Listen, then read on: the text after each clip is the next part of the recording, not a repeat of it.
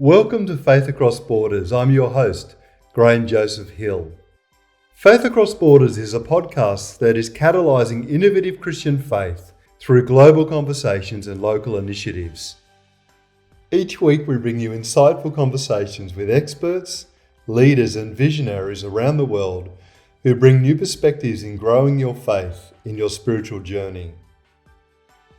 Today's special guest is Jayakumar Christian, former National Director and CEO of World Vision India, with responsibility for almost 2,000 aid workers serving 2.4 million children in India. For sponsorship inquiries, please email faithacrossborders@gmail.com. Please stay tuned. You're World Vision's Partnership Leader for Faith and Development. What sort of roles have you had with World Vision in the past, and what does this role involve today? The different roles that I've played, I was frontline field staff. That's where I began my journey with World Vision.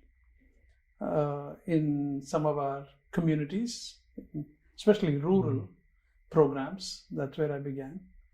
And over time played different roles. More recently, I was the National Director for World Vision India for over 11 years. Moved to this new role as the Partnership Leader for Faith and Development. And in this role, the excitement really is about bringing World Vision's field and faith convictions to influence our external engagement conversations, our strategy formulation, and our leadership development. I like this, not just the focus, but the passion it requires. So, enjoying it. Can you tell us something about World Vision India? So what kind of work are they involved in? World Vision India is an operational organization, pan-India. We serve something like 2.4 million children across the nation. We are involved in a significant portion of our programs are community development, urban and rural, in different parts of the country. And we are also involved in humanitarian emergency response. So currently we are involved in drought relief in India because that's a big disaster that's happening now. And also World Vision is actively working with the government in providing feedback on policies, sharing with them issues and concerns at the field on how their policies are being executed. Our work with the government primarily focuses on policy implementation rather than policy formulation. And as Partnership Leader for Faith and Development, what kind of activities are you involved with? Graham, like I mentioned, there are three primary areas that I'm focusing on, essentially to avoid being spread thin. The first one is external engagement of World Vision, to be able to integrate into our external engagement from World Bank to UN to a donor and bilateral and multilaterals, or with Islamic Relief and all those kinds of organizations, bringing World Vision's faith convictions to the table, because we believe any humanitarian action would and must engage four particular segments of the society or aspects of the society. The first being faith in itself. To be able to produce sustainable change, we need to be able to engage faith. So faith has to be at the table. Faith communities will have to be at the table, because a significant portion of sustainable change relates to behavior and worldview and relationship changes. So will require the engagement at faith and will involve faith communities, faith leaders of various faiths, and faith-based organizations. So to be able to create space and voice and leverage that strength. So this is not simply World Vision agenda. This is really about enriching the humanitarian sector conversations and decisions and processes. The second area where I'm focusing on is on strategy formulation, to really bring these 4 components to our strategy processes, really, at the global, national, and the local level. And finally, in terms of our leadership development, both in terms of governance as well as management leadership. What does being a board of a faith-based organization mean and involve, as compared to simply another NGO or an INGO? In God of the Empty-Handed, which is your book, you look at 6 themes that redefine poverty and responses to poverty. The first one is that we need to think about God complexes and how people have God complexes in the way they relate to the poor. Can you describe what you mean by that? The poverty is not simply about statistics that have gone wrong. The world's tendency to reduce it to merely a statistical phenomenon or something that has gone wrong statistically is being too reductionistic, because poverty is about relationships. And relationships that were originally meant to serve as safety nets have gone wrong because people tend to play God in the lives of the poor.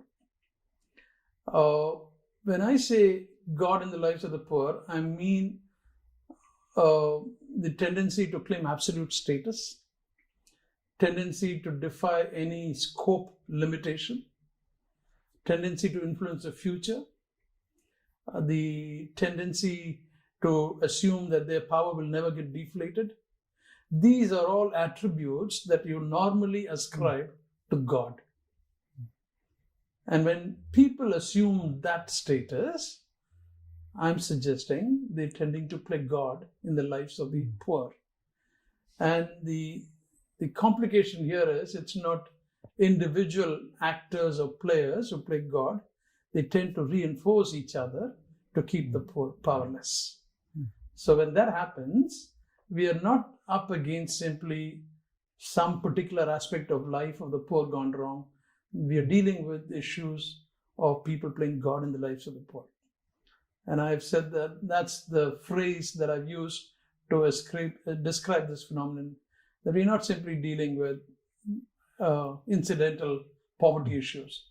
We're dealing with the system structures and people who are tending to play God in the lives of the poor.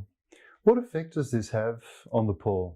Clearly, there are several themes that I've developed consequent to that. One of the things is that human spirit that was made to yield only to its creator gets abused. When human spirit is made to submit to any other than God, the other word for it is poverty and oppression. That is what happens. There is no sense of hope. The poor are told your value for the larger economic system is simply you're a tool for production, and you have really no value in this process, in this. And if you're not of value to the economic system, you're useless. So we are up against not just simply structures and systems, we are also up against an ideology that governs these systems and structures. And this is where I believe the church has a unique role to provide that alternate ideological system that will challenge this tendency to play God in the lives of the poor. The church owes it to the society. Theological institutions must provide thought leadership here. Otherwise, frontline staff like us, we don't know another alternate to go to. So we buy it off the secular shelf. So that is the challenge for us. You also say that poverty is a result of broken relationships. What do you mean by that, and how do broken relationships reinforce poverty? It kind of piggybacks on the earlier statement that poverty is about broken relationships in the sense, and then results in people playing God in the lives of the poor. Broken relationships were originally intended to be safety nets for us humans. When that relationship is intentionally and unintentionally broken, we give birth to vulnerabilities, marginalization, poverty, you name it. That is that state where broken relationships have happened. And it happens in many ways. The voice of the poor and the vulnerable are considered as not worth listening to, simply as damaged goods. The poor exert themselves when power confronts powerlessness. They submit in loyalty or stand up and express voice. They're simply crushed.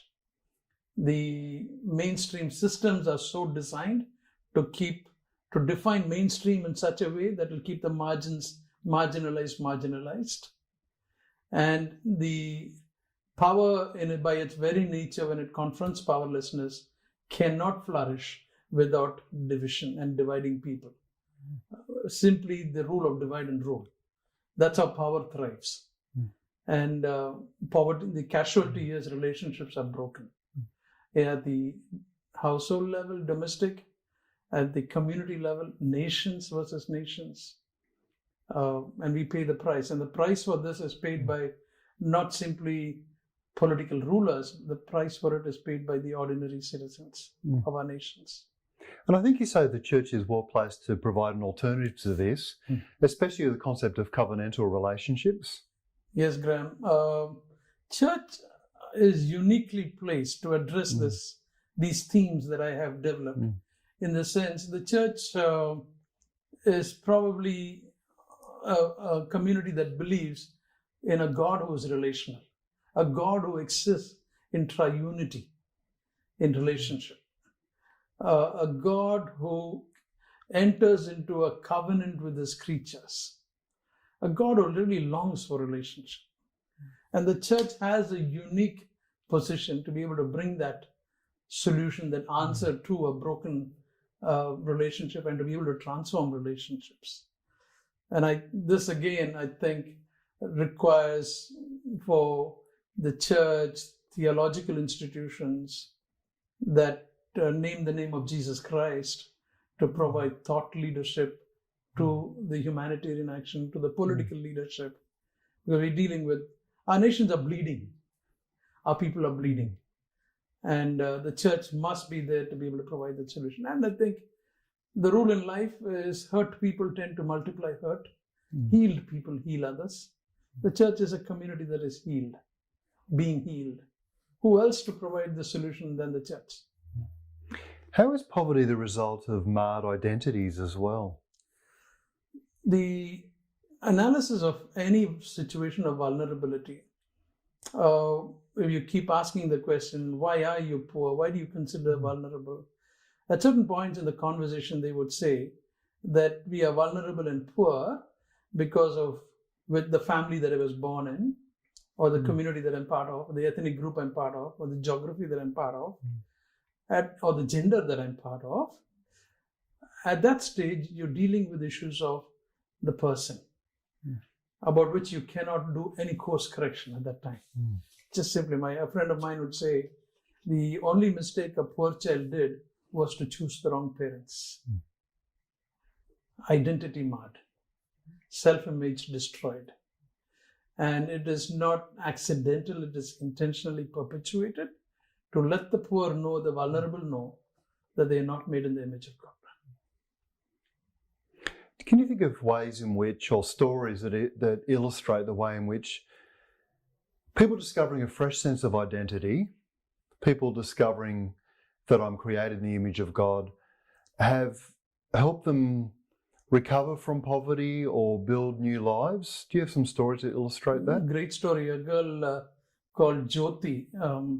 When I first met her, she must have been in the 9th grade, so let's say 14, 15 years. An emerging leader among the children, very nervous. She would only speak Hindi, was excited about going places, but the only world she knew was the slum where she was born, lived, worked, played. And over years, as we worked with her, she became, and when I met her a few months ago, I asked Jyoti what she's doing. She was doing her second year postgraduate in social work. And she's such a confident young lady.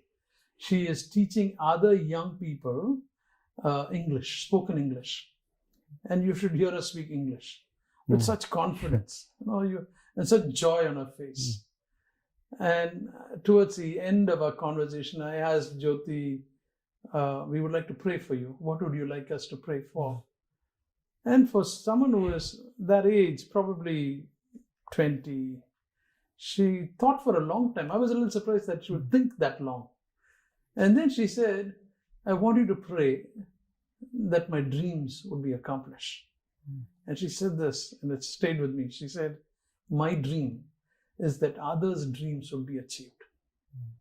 I thought to myself, if Jyoti could be transformed from such a nervous little young child to thinking of others' dreams, great change, great transformation. Jyoti has been such a hero for me in that sense. I think you say poverty also can be the result of poor interpretations or distorted interpretations of history. How does that happen? Many of us, I think, make this mistake assuming that when we get engaged with poor communities is when the world starts for them, forgetting that their today and their future will be a product of their history. And history is not simply a pure collection of facts. History is always interpreted. And if that interpreted history has a segment which is remembered selectively by communities. And history is always written from the position of the winner. That's how winners can remain winners. And the vulnerable and the marginalized are simply tools in writing history. They are never the heroes of history. And the systems tend to reinforce it. Social norms tend to reinforce it.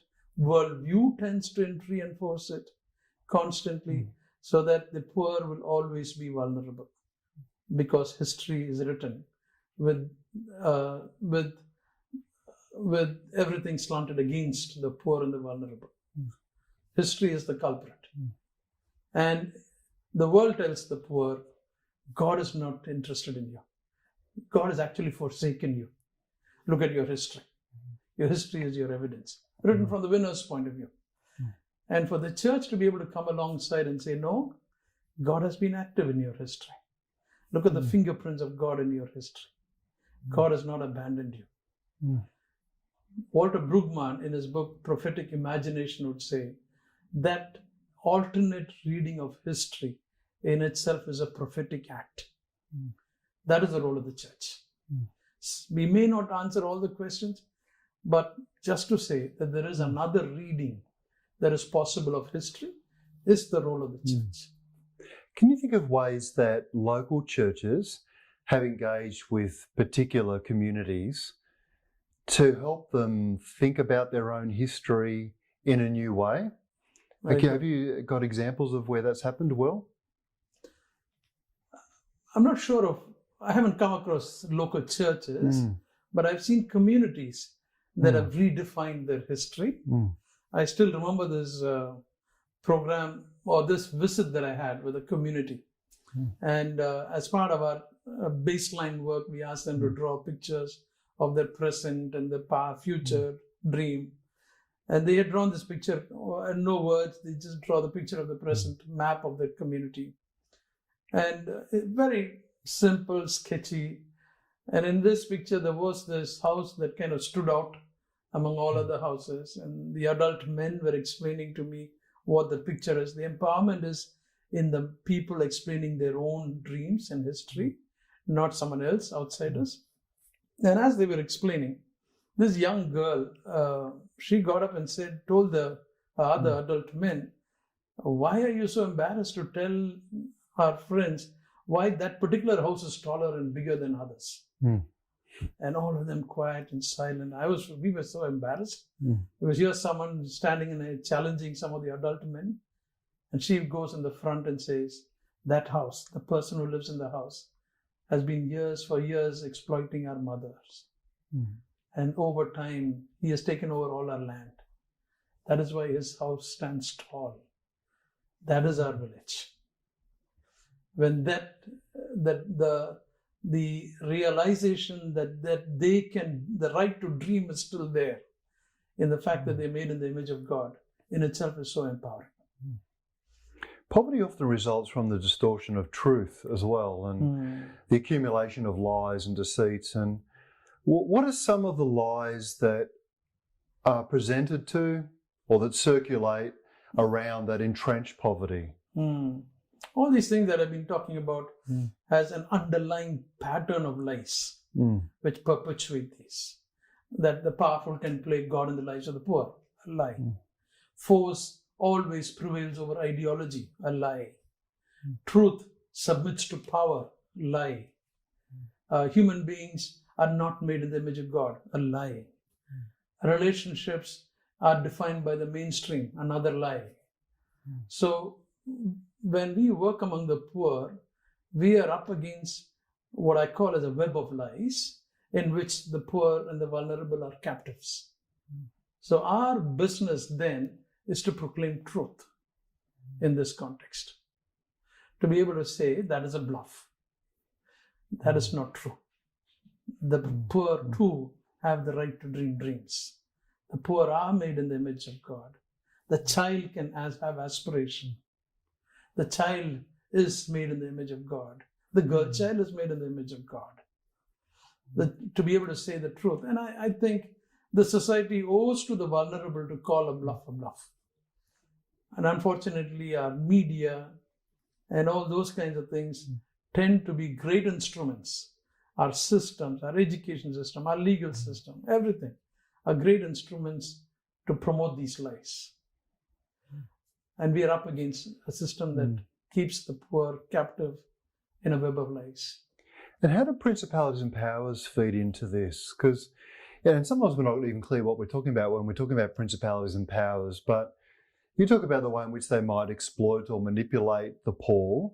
What are the principalities and powers, and how do they often operate in this scenario? There are 2-3 aspects that I wanted to highlight. One is the role of principalities and powers in structures, institutions, and the governing ideology. The lies that is promoted by principalities and powers. That is one aspect that needs to be challenged. The other is the principalities and powers and the empowerment of symbols, places, those kinds of things. We need to be conscious that we're dealing with those. Third is principalities and an impact on persons. It does impact persons, the health of poor, non-poor, everyone, but the cost paid by the poor for being impacted at their health being impacted is a huge cost. We need to, as we deal with principalities and powers, we need to be conscious that we are the victors in this already. The principalities and powers can only scare us but cannot take our life. Can only tell lies but never produce truth. Can only produce counterfeit and never be creative. We clearly be able to tell the principalities and powers we have won the battle. So the principalities and powers love to exploit these situations of vulnerability. And I think as the church, we need to be conscious that we are victors and address. Forget what our theology about the principalities and powers might be. But that is real. We cannot, when we work with structures and systems, it's not enough simply to deal with structures and systems. We need to look at ideologies. What is the lie that is being promoted? Because after all, principalities and powers are father of lies. We need to be able to challenge that lies. Principalities and powers do not like brothers dwelling together. We need to be able to challenge the principalities and powers. Clearly the role of the church. I don't know of any other institution that can come alongside and challenge the role of the principalities and powers. And you seem to be presenting kingdom-based responses as well. During our whole conversation, you've been referring to that. So do you have any other thoughts about what do kingdom-based responses look like? The work among the poor must stand the test of at least 4 criteria. First, the work must be sustainable. The change introduced must be sustainable. The Christian intervention among the poor is not exempted from that standard. Must produce sustainable change. Second, must lend itself a scale, because it is not enough simply to deal with vulnerability, sporadic vulnerability, but we need to deal with the context of the vulnerable. Otherwise, change will not be sustainable. Third, we need to have a deliberate bias for the most vulnerable in any society. Irrespective of caste, color, creed, religion, we need to come alongside the most vulnerable. Never in a manipulative way. Always to be able to come alongside and say, oh, we don't have any hidden agenda. We just want to come alongside and be with you. Fourth, the impact must be holistic, must impact all areas of life. For this to be produced, we need a response that will deliver on these four criteria. When the communities when the non-poor play God in the lives of the poor, in my mind, the most viable alternative is the rule and the reign of God, called the kingdom of God.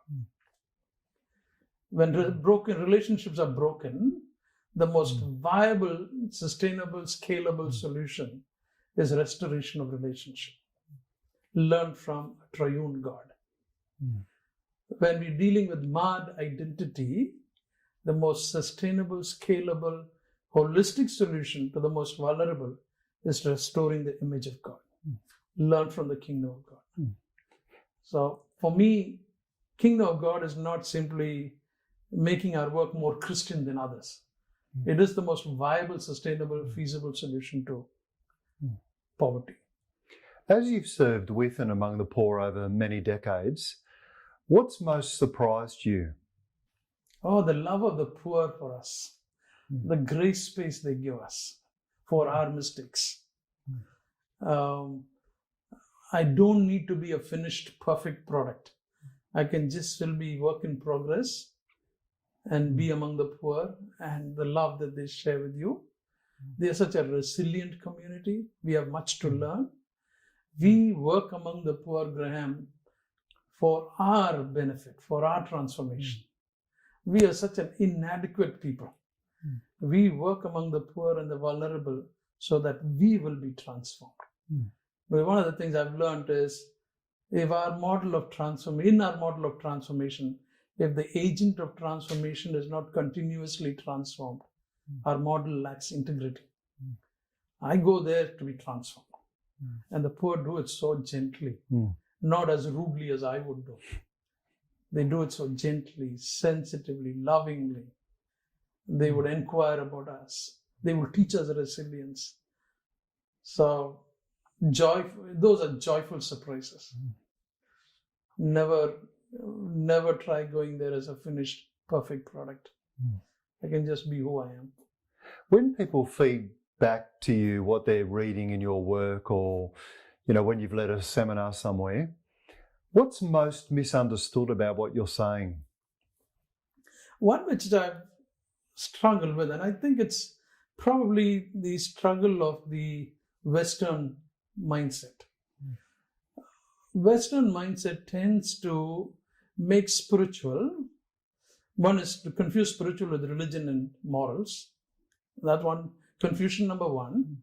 And then equate it with other aspects of life, like the socio-economic, political, everything. As though this is kind of one of the many aspects of domains of life. In my understanding of life and work among the poor, spiritual is embedded in all those domains, in the social, economic, political, in the form of ideology, in the form of lies, in the form of broken relationships.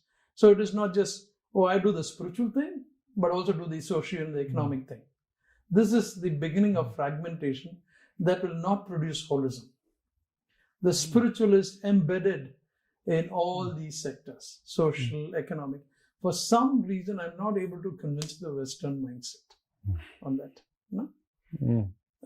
Look at our lives. We don't live spiritual and then social and then economic. It's so integral to who we are. That is probably, I don't know, that's misunderstanding might be a mild word. Confusion, I think. Is there anything else you want to say to us today? I think the church in particular owes it to the society to be simply winsome and never feel insecure about serving our society, with a significant portion of them being vulnerable.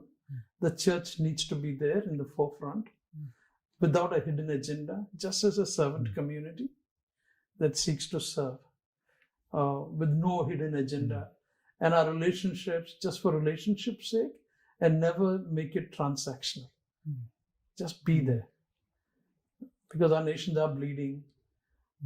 And who else but the church? Joachim, a Christian, thank you for joining us. Thank you for joining us on today's episode of Faith Across Borders. If you want to stay connected with us and receive updates on future episodes, be sure to subscribe to our podcast on Apple Music and Spotify. You can also follow us on social media at Faith Across Borders to join the conversation and share your thoughts. Stay tuned for more engaging discussions and enlightening episodes.